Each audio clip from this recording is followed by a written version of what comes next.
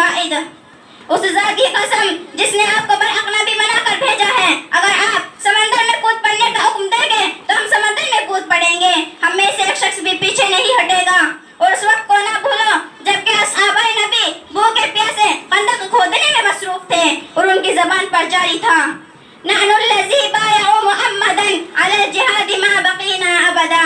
ہم نے محمد عربی صلی اللہ علیہ وسلم سے وعدہ کیا ہے، ان کے دستے مبارک پر بیعت کی ہے کہ جب تک ہم زندہ رہیں گے، ہمارے جسم میں روح باقی رہے گی، ہم دشمنان اسلام سے لڑتے رہیں گے، جہاد کرتے رہیں گے، لیکن باطل کے سامنے کبھی سر نہیں جھکائیں گے. اور جب تاریخ کے اگلے اوراق کو ہم الٹاتے ہیں تو اس بات کی شہادت ملتی ہے کہ ہدایت صحابہ سے لے کر آج تک ہر دور میں مجاہدین اسلام نے جہاد کو جاری رکھا ہے. باطل نے جب بھی اسلام کو چیلنج کیا، غیروں نے جب بھی مسلمانوں کو للکایا تو مسلمانوں نے اس کا بڑھ کر استقبال کیا، ان سے جہاد کیا، ان کے چیلنج کو قبول کیا اور تحفظ اسلام کی خاطر ساری مصیبتوں کو خندہ پیشانی سے قبول تو کر لیا، مگر باطل کے مداخلت کو کبھی قبول نہیں کیا. میں اپنی تقریر انہی چند باتوں پر ختم کرنا چاہتی ہوں. وآخر دعوانا ان الحمدللہ رب العالمین.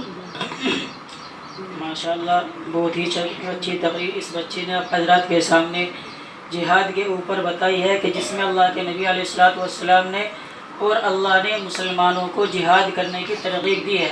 ایک حدیث ہے اللہ کے نبی کے الجہاد ماضٍ الی یوم القیامہ کہ جہاد قیامت تک چلتا رہے گا. اور اگر کوئی شخص ایسا ہو کہ اس نے نہ تو کبھی جہاد کیا ہو اور نہ کبھی جہاد کرنے کی اس نے نیت کی ہو تو اللہ کے نبی فرماتے ہیں کہ وہ خالص منافق ہو کر مرے گا. اور منافقوں کا درجہ اللہ تعالیٰ قرآن کریم میں فرماتے ہیں ان المنافقین فی الدرک الاسفل من النار، کہ منافقین جو ہوں گے وہ جہنم کے سب سے نیچلے گڑھے میں ہوں گے. اللہ تعالیٰ ہم سب کے اندر بھی جذبہ جہاد پیدا فرمائے. اب میں اس کے بعد تھوڑی دیر کا رہ گیا، کوئی جانے کی کوشش نہ کرے، بس 2-4 بچوں کے 2 ایکشن رہ گئے اور 2-3 ترانے رہ گئے 5-5 منٹ کے. تو میں ایک ترانے کے لیے میرے دوست اور میرے مہمان آئے ہیں شاملی سے محمد فرمان قریشی، ان کو دعوت دیتا ہوں کہ وہ آئے اور اپنا ترانہ پیش کرے.